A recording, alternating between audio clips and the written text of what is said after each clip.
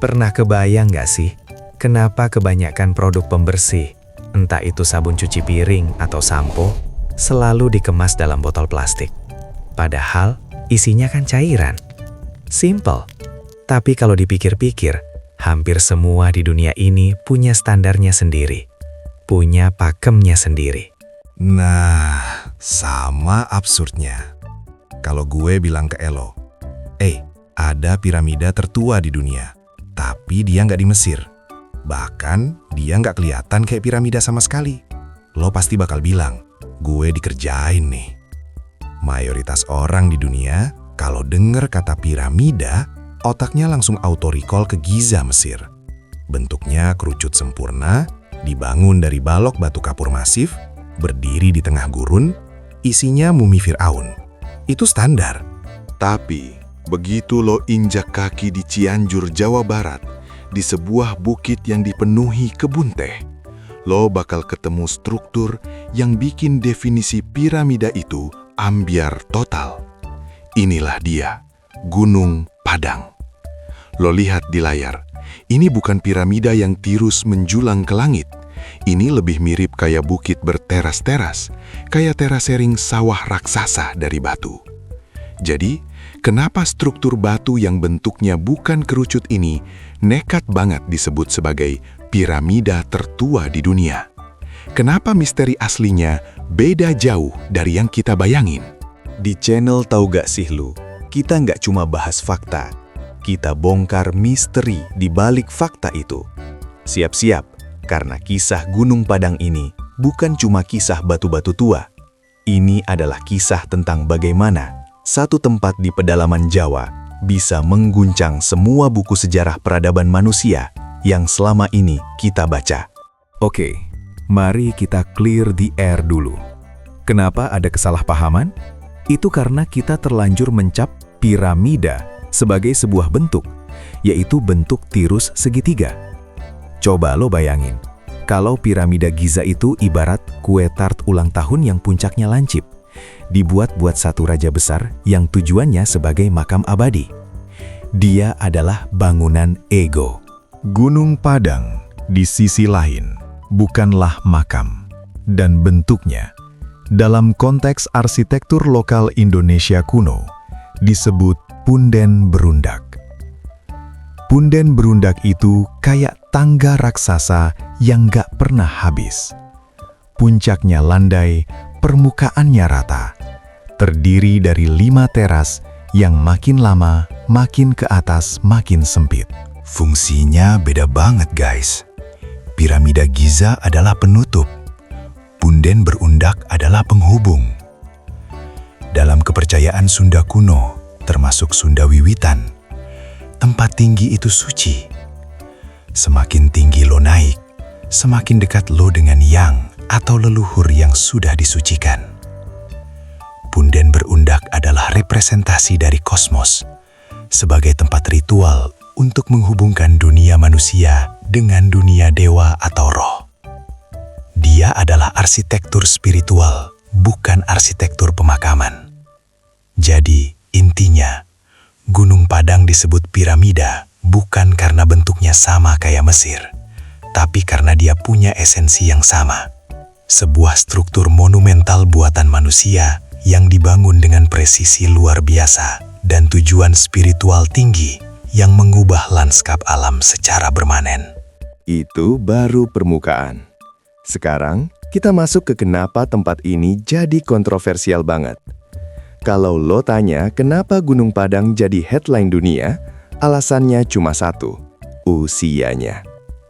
Piramida Giza, usia sekitar 4.500 tahun. Peradaban Mesopotamia, Sumeria, sekitar 6.000 tahunan. Sekarang, siap-siap. Berdasarkan serangkaian pengeboran inti dan uji karbon dating yang intensif, para peneliti di Gunung Padang menemukan hal yang bikin mereka melongo. Struktur di bawah permukaan, lapisan paling tua, diperkirakan berusia lebih dari 20.000 tahun. Bayangin ini, jika piramida Giza itu ibaratnya anak muda milenial, maka Gunung Padang ini adalah kakek buyutnya kakek buyut yang hidup di zaman es. Ini bukan beda sedikit, ini beda jauh. Ini adalah lompatan waktu yang memaksa kita membuang semua yang kita tahu tentang awal peradaban. Kenapa ini jadi misteri lokal yang super penting? Karena 20.000 tahun lalu, peradaban manusia secara umum masih dipercaya berada di fase pemburu-pengumpul nomaden. Mereka hidup di gua, bikin alat dari batu sederhana, dan sibuk nyari makan. Mereka belum kenal pertanian, belum punya sistem sosial yang cukup kompleks buat mobilisasi puluhan ribu ton batu untuk bangun struktur yang sangat presisi ini. Jadi, siapa yang membangun Gunung Padang? Dan bagaimana mereka bisa membangunnya 15.000 tahun sebelum peradaban resmi pertama dunia muncul? Angka 20.000 tahun itu terlalu gila. Saking gilanya, ia memecah belah komunitas ilmuwan. Ini bukan lagi soal arkeologi, ini sudah masuk ranah filosofi sejarah.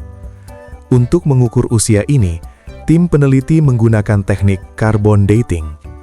Intinya, mereka ngebor ke dalam bukit sampai kedalaman puluhan meter dan mengambil sampel tanah, terutama material organik yang terjebak di antara lapisan batu buatan.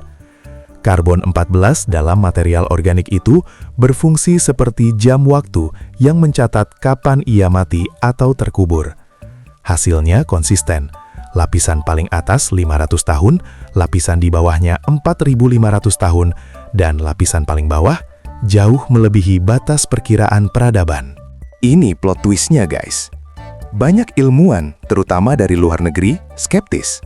Mereka bilang, tidak mungkin. Struktur itu pasti alami, atau sampel organiknya terkontaminasi oleh material yang lebih tua. Tapi, disinilah keunikan Gunung Padang. Gunung Padang ternyata bukan cuma bukit biasa yang ditambahi batu-batu di atasnya. Data geofisika seperti GPR menunjukkan bahwa bukit ini hampir sepenuhnya adalah struktur buatan.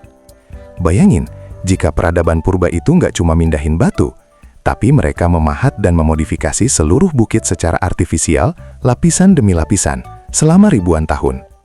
Itu bukan lagi sekadar membangun piramida. Itu adalah terraforming purba, memanipulasi alam dalam skala yang nggak pernah kita duga sebelumnya.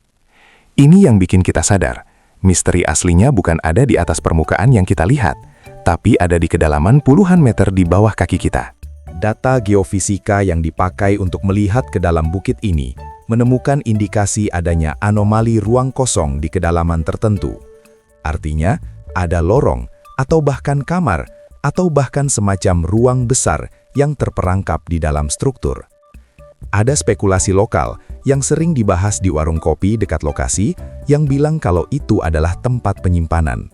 Tapi yang paling menarik adalah kemungkinan bahwa ruangan itu adalah ruang resonansi. Di Gunung Padang, banyak batuan yang merupakan columnar joint atau batuan berbentuk kolom heksagonal.